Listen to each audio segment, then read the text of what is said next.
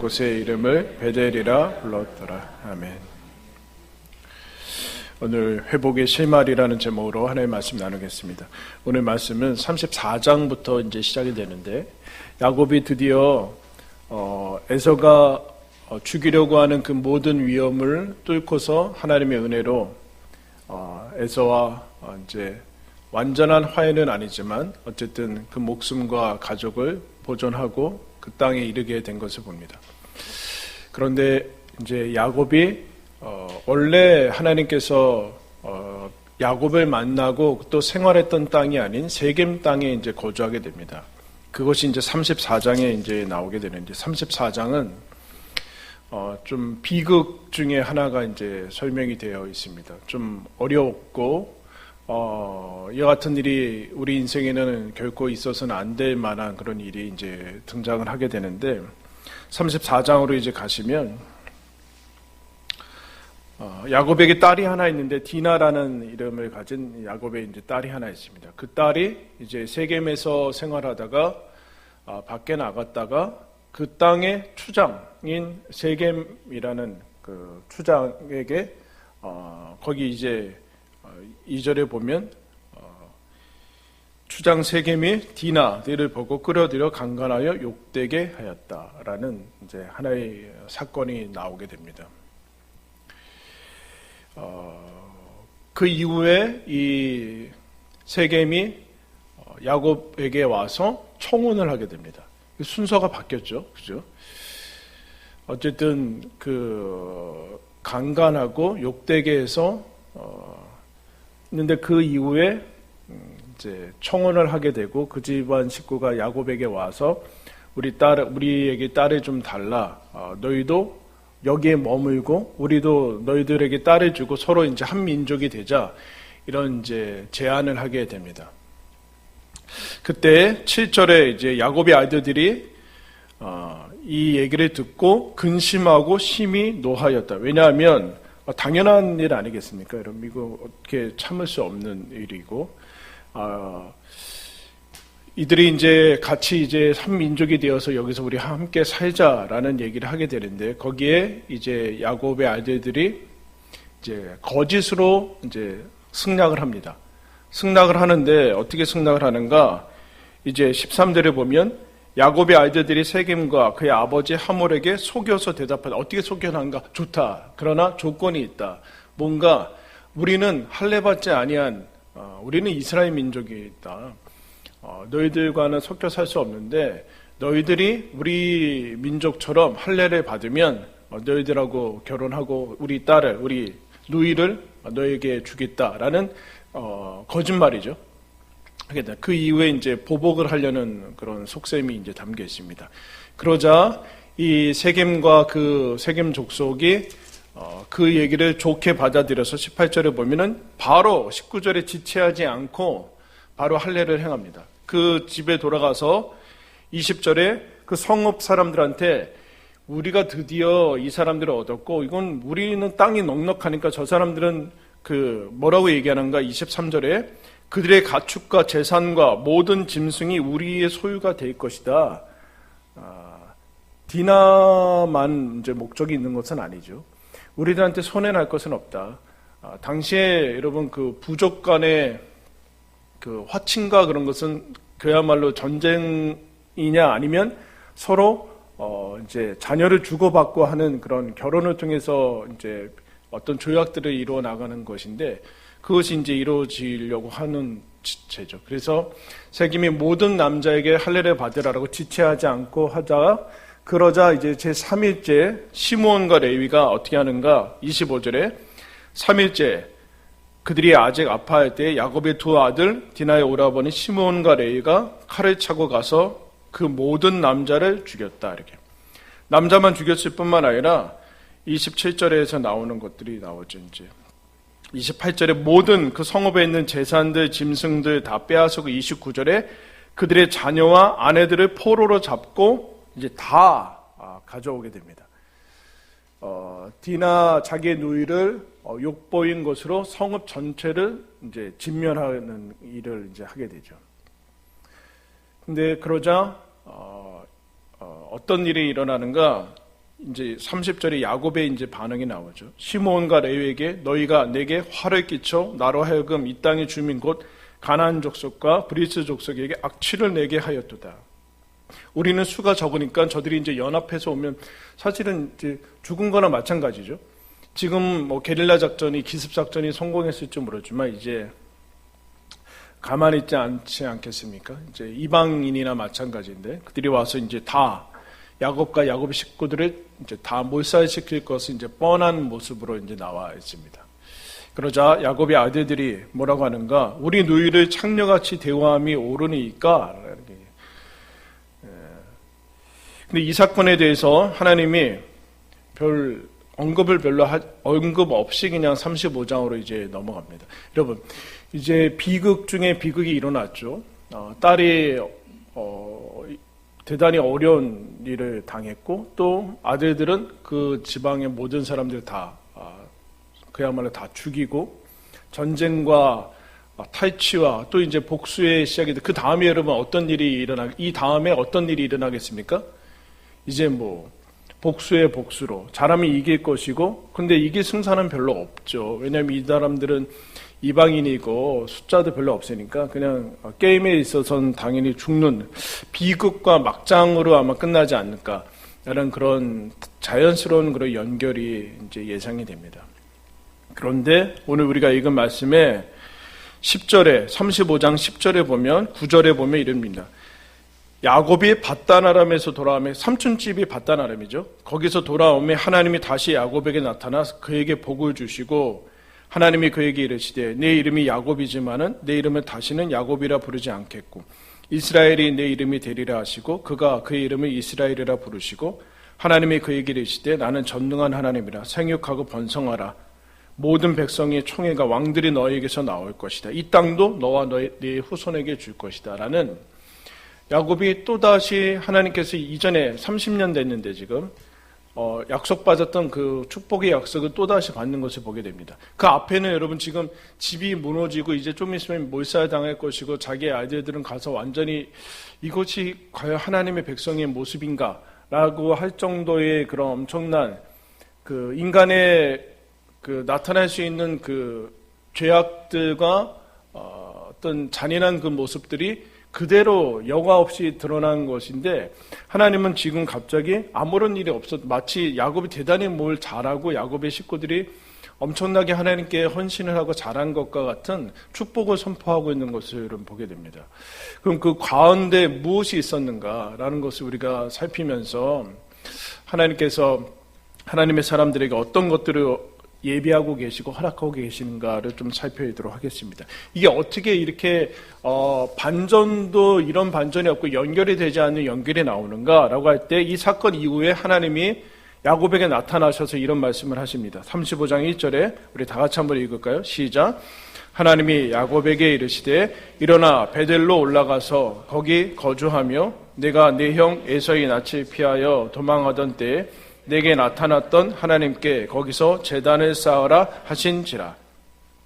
여러분 지금 뭐 해야 돼요? 원래는 전쟁을 준비해야죠. 그죠?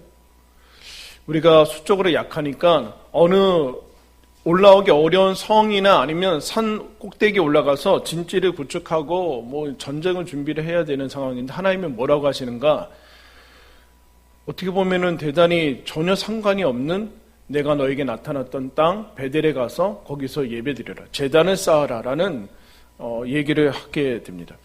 베델로 올라가라라고 얘기하는 베델은 여러분 우리가 살펴봤듯이 창세기 28장에 야곱이 에서의 장자권을 훔치고 에서가 분노로 야곱을 죽이려고 그때 삼촌집으로 도망하다가 처음에 그냥 돌무더기에서 그냥 자다가 만났던 그곳 특별한 것도 아닙니다. 자다가 밤에 꿈에 사닥다리가 움직이고 하나님 거기서 나타나서 너가 이곳에 이 땅에 다시 돌아올 때까지 내가 너와 함께 할 것이라는 약속을 받고 하나님이 만약에 제가 여기로 돌아오게 하신다면 하나님은 저의 하나님이 될 것이요 제가 10분의 1을 하나님께 드리겠으며 여기는 제가 하나님의 사람으로 살겠습니다라고 약속했던 그 장소로 올라오라라고 얘기를 해주고 있습니다. 근데 하나님이 뭐라고 얘기하는가? 너 뭐 잘못했다, 잘했다, 뭐 그 얘기를 전혀 하지 않고 여기 베델로 올라가서 거기서 제단을 쌓으라라고 얘기하는데 그 앞에 붙었죠. 내 형 에서의 낯을 피해서 도망했던 때, 어떤 때입니까?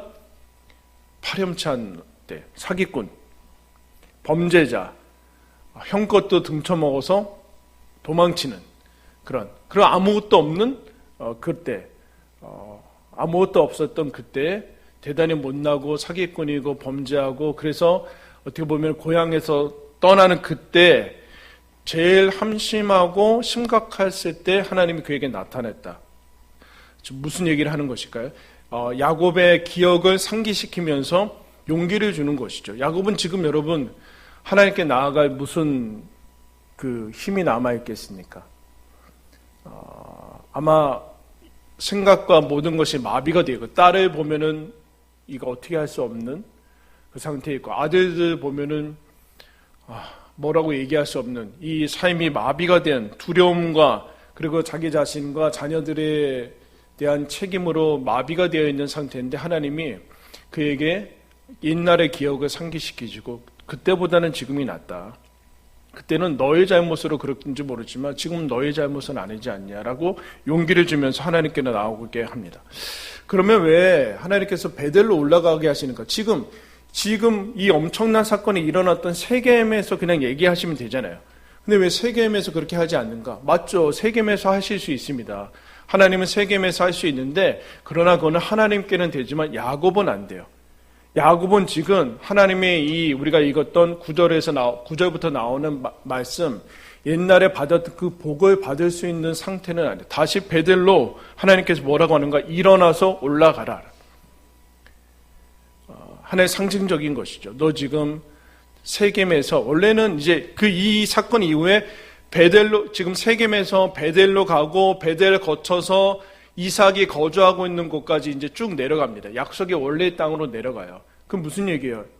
야곱은 중간에 안주한 거죠. 타협해버려서 지금 세겜에 돈 주고 이 땅을 샀어요. 그 앞에 33장의 마지막에. 일어나서 너 지금 여기서 주저앉아서 안주해서 뭐 대충 살아갈 생각했는지 모르지. 일어나 올라가라 라고 얘기를 하게 됩니다. 야곱이 지금의 환난과 비극을 통해서 이제 하나님께서 그동안 미뤄왔던, 어떻게 보면 외면하고 미뤄왔던 것들을 이제 보게 되죠. 사실은 아마 뜨끔했을지도 모르겠어요. 이런 것이 오지 않았으면 좋겠는데, 이렇게 가다가는 안 되겠는데 라는 생각을 분명히 하나님께서 주셨으리라 생각하고, 전조 증상 같은 것이 분명히 있었는데 계속해서 외면하고 지나쳐 온 것을 알게 되죠. 더 심각한 것을 하나님이 알게 되고, 드디어 이제 야곱이 이 상태, 이 사건을 통해서 자신의 상태를 외면해 왔는데 직면하게 됩니다. 여러분, 어떻게 보면 실패한 것이라고 얘기할 수 있죠. 어려움과 혼란을 겪었는데 그런 얘기 있지 않습니까? 그럼 실패를 통해서 배우지 않으면 정말 실패하는 겁니다. 실패를 통해서 변하지 않으면 정말 실패하는 겁니다. 야곱이 이 실패와 어려움과 혼란을 통해서 하나님께서 다시 나타나셔서 다시 베들로 올라가라 라는 얘기를 하게 됩니다. 그런데 진짜 문제가 이제 발견이 되죠. 뭔가 2절 말씀 보면은 야곱의 하나님의 집안인데 2절에 야곱이 이에 자기 집안 사람과 자기와 함께한 모든 자에게 이르되 너희 중에 있는 뭘 없애요? 이방 신산들을 버리고. 여러분 이게 무슨 얘기예요? 이방 신상들을 버리고 자신을 정결하게 하고 너희들의 의복을 받고 입으라. 우리가 일어나서 베델로 올라갈 것이다. 이거 여러분 야곱이 외면하고 있었던 것이죠. 알고 있었죠. 야곱도 알고 있었는데 뭐 큰일이 나겠는가라는 생각을 가졌을지 모릅니다. 해결의 실마리는 어딘가? 베델로 일어나서 올라가야 됩니다. 여기서는 안 됩니다. 세겜에서는 안 돼요. 그럼 공간의 의미를 얘기하는 것이 아니죠. 그 첫 번째 전 단계가 있어요. 뭔가 이방 신상들을 버려야 된다. 버리라라고 얘기하니까 이 사람들이 어떻게 하는가? 4절에 그들이 자기 손에 있는 모든 이방 신상들과 자기 귀에 있는 귀고리들을 야곱에게 주는지라. 야곱이 그것들을 세겜 근처 상수리 나무 아래 뭐 했어요? 묻어버렸어요.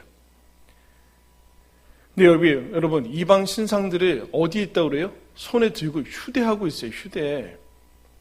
신상을 어디다 둔 것도 아니라 아주 가지고 다니고 있어요. 가지고 다니고 있어요. 귀에다 걸었고, 귀걸이도 이거 귀금속 얘기하는 게 아니에요. 귀에다 걸었고, 손에 찼고, 뭐 반지도 끼고 가지고 다니는 거예요. 지금 그것들을 언제 줍니까? 이것이 신이 아니라는 사실을 언제 깨닫게 돼요? 비극과 환난을 통해서 이게 보물이 아니라 내가 그동안 이거 애지중지하면서 보물이라고 이것이 나를 지켜주는 수호신이라고 생각했는데 결정적일 때 이것은 아무것도 안 하는 것인 것이 드러나죠. 근데 아무런 일이 없을 때는 여러분 이게 날 지켜주는 거라고 착각할 수 있어요. 왜냐하면 아무런 일이 일어나지 않으니까 역시 뭔가 하니까는 마음이 위안도 되고 이게 날 지켜주는 거야. 뭐 목걸이도 하고 여러분들 그러세요? 어때요? 목걸이하면 마음이 위안이 되고 마그네슘인가 뭔가 뭐 이거 하면 막 건강이 좀 목이 안 아픈 것 같고 오늘날 막 뭐 그거는 우상하고 상관없지만 뭐 여기다 집어넣고 아니고 뭐 다른 종교 염주 가지고 다니는 것처럼 신자들도 여기다 십자가 해가지고 막 가지고 다니고 그런 뭔가 근데 결정적일 때 여러분 그 마음이 평안할 수 있을지 모르지만 고난이 닥칠 때 지금 디나가 엿보일 때 무슨 뭘 했어요 그때? 그럼 뭐 갈 수 있죠. 그럼 하나님은 왜 있냐? 이렇게 갈 수 있는데 그 사람들이 이제 보물이 아니라 이게 고물이라는 사실을 이제 알게 됩니다. 야곱이 가져오려니까 다 가지고 가요. 왜냐하면 이거 쓸모없는 것인 것을 알게 돼요. 환난이 닥치니까 이것이 나를 지켜주는 것이 아니구나. 그동안 우리는 이 무용지물, 나무에 묻었다는 것이 무슨 뜻이에요? 이거 얼마나 아까워요, 여러분. 무슨 뜻이에요? 그동안은 아까워가지고 막 그랬는데 이거 버려버렸다는 애, 쓰레기가 됐다는 쓰레기라는 사실을 알았다는 거예요. 그래서 그전에는 버리지 못했는데 이제 인생이 무엇이 여러분 무인도로 갈 때 뭐 가져갈 거예요? 이거 수련회 같은데 아이들한테 하면은 지금 무인도에 가는데 3가지를 가져갈 수 있다. 뭘 가져가겠냐? 핸드폰 가져와서 뭐 할 거예요? 되지도 않는데 뭐 가져갈 거예요? 물, 뭐 이런 거 가져가야 될 거 아니에요? 물이나 아니면 불을 피울 수 있는 거, 부싯돌, 뭐 이런 거 가져가야지 핸드폰, 뭐 이런 거 아무 소용없어요. 아무 소용없어요. 지금 그거를 닥친 거예요. 그동안 보석이라고 생각했는데 나를 지켜주지 않는. 그런데 나를 지켜주지 않을 뿐만 아니라 더 나아가서 이것 때문에 뭘 하게 되는가? 하나님을 잊어버리게 됐어요. 하나님을 잊어버리고 영혼을 놓치게 되는 그런 헛된 안전을 주게 됩니다.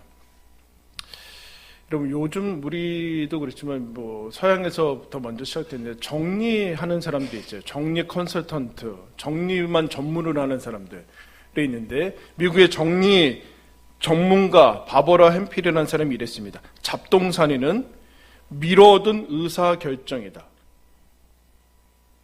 집에마다 막 쌓여져 있잖아요. 뭐가.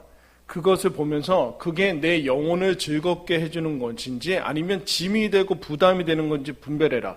그래서 영혼을 채우지 못하는 것은 과감히 버려라. 그거는 영혼에 잠식해 나간다. 그래서 이렇게 그거는 그냥 단순한 물건이 아니라 내가 이거 언젠가 처리해야 되는데 라는 의사결정이 계속적으로 미뤄지고 있다는 얘기예요. 미뤄지고 있다는 거. 누군가에 의해서 나중에 치워지겠죠.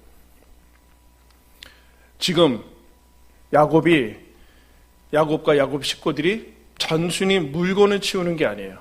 물건을 치우는 게 아니라 우상을 치우고 있어요. 나에게 만족감과 평안함, 거짓 평안함을 주고 있는 것들을 다 버리고 있죠. 묻어버리고 있습니다. 하나님을 잊어버리게 만들고 영혼을 놓치게 만드는 것들은 다 우상이에요. 여러분 요즘은 뭐 갖다 묻을까요? 핸드폰이죠. 핸드폰하고 또 뭐, 여러분 핸드폰보다 그 성경보다 핸드폰 100배는 많이 보잖아요. 1000배는 많이 볼걸요? 왜 그래요? 뭐 궁금한 거 있으면 하나님은 뭐라고 얘기하시는가 묻지 않고 포털 사이트를 뒤지죠. 뭐라고 얘기하는가. 아이들은 유튜브를 보고. 그 하나님, 지금 야곱도 아마 그렇게 살아왔을 겁니다. 물건을 버리는 것이 아니라 지금 우상을 버리고 있습니다.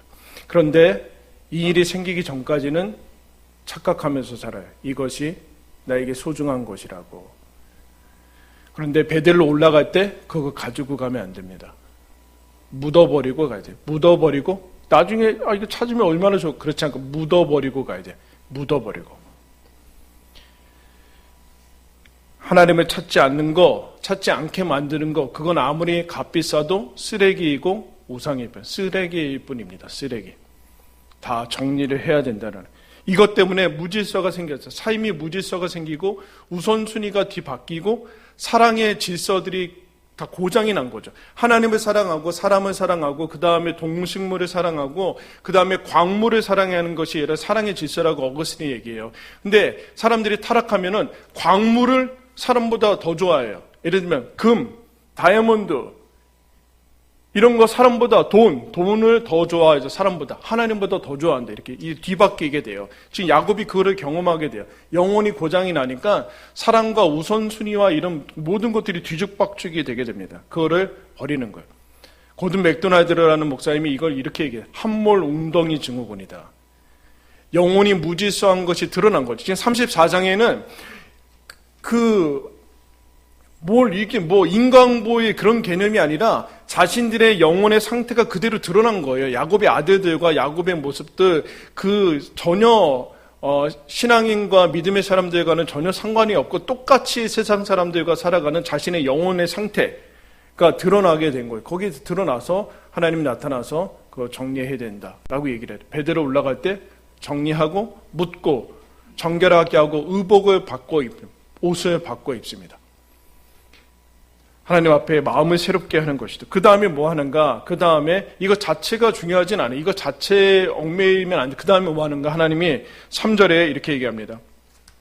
우리가 일어나 베델로 올라가자. 내 환난 날에 내게 응답하시며 내가 가는 길에서 나와 함께 하신 하나님께 내가 거기서 제단을 쌓으려 하노라.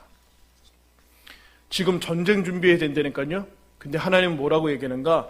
베델까지 내려가서 거기까지 가서 예배드려요. 가다가 죽어요.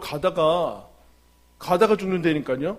근데 하나님은 그렇지 않고 가서 예배드리라. 그때 일어나서 모든 것 다 버리고 최대한 단촐하게 해서 하나님께 예배드리러 갑니다. 그때 어떻게 하는가? 5절에 하나님이 이렇게 얘기합니다. 그들이 떠났으나 하나님이 그 사명 고유들로 크게 두려워하게 하셨으므로 야곱의 아들들을 추격하는 자가 없었더라.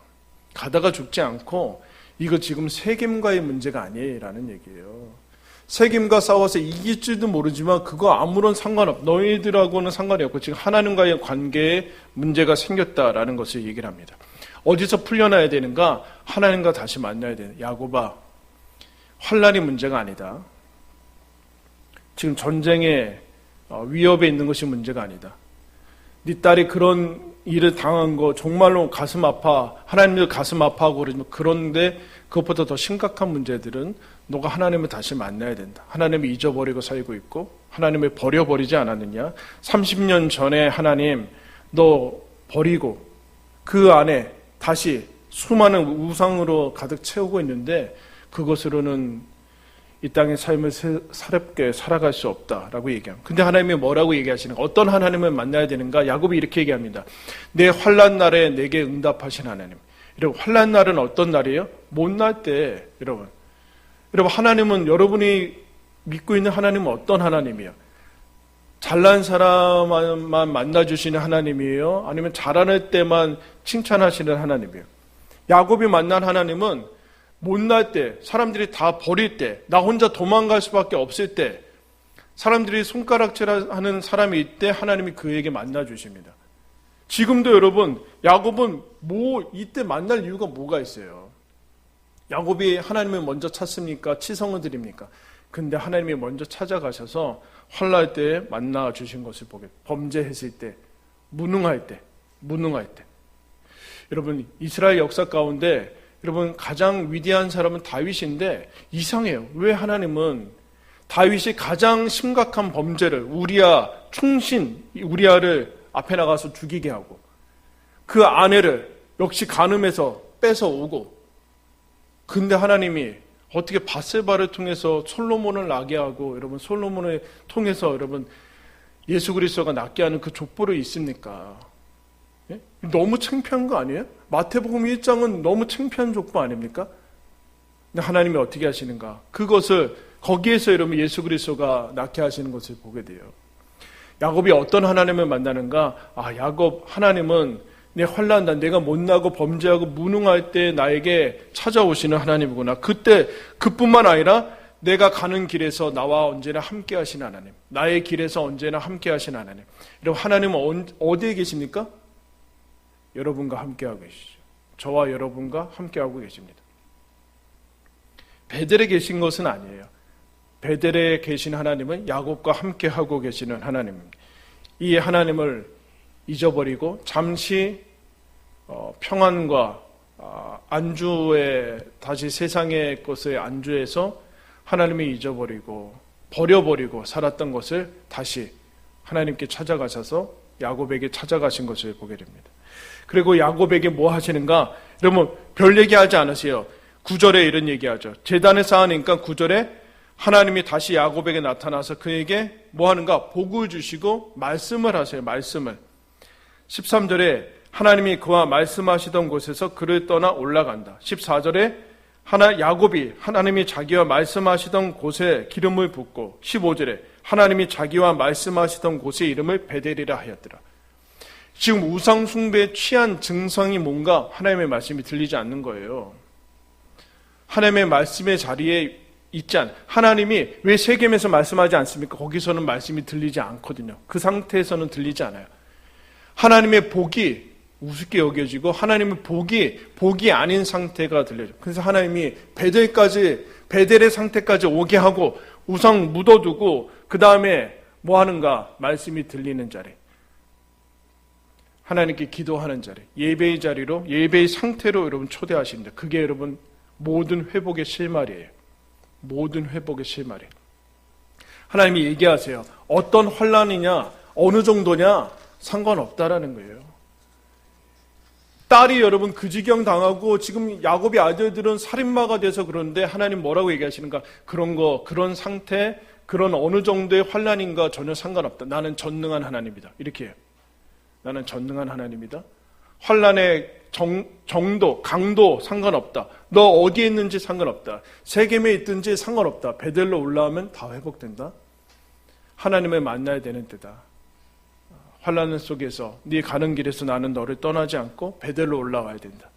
우상을 제거하고 하나님께 나오면 하나님은 아무런 얘기 없이 야곱에게 약속한 약속을 계속해서 이루어 나가시는 것을 여러분 보게 됩니다. 나의 길에서 언제나 함께 하시는 하나님을 만나게 되는 것이죠. 여러분 이것이 우리 신앙인들의 가장 큰 축복 아니겠습니까? 여러분 야곱이 뭐 볼 게 있어서 지금 야곱을 통해서 하나님이 구원의 역사를 이루어 가십니까? 야곱은 아무것도 볼 것이 없고 최악의 사람을 만나시는 것을 여러분 보게 돼요. 그때 여러분 하나님께서 야곱을 통해서 우리에게 하시고자 하는 말씀이 있죠. 너 어디에 있느냐? 너 어디에 있느냐? 베델에 있느냐? 여러분 다른 것으로는 해결이 되지 않아요.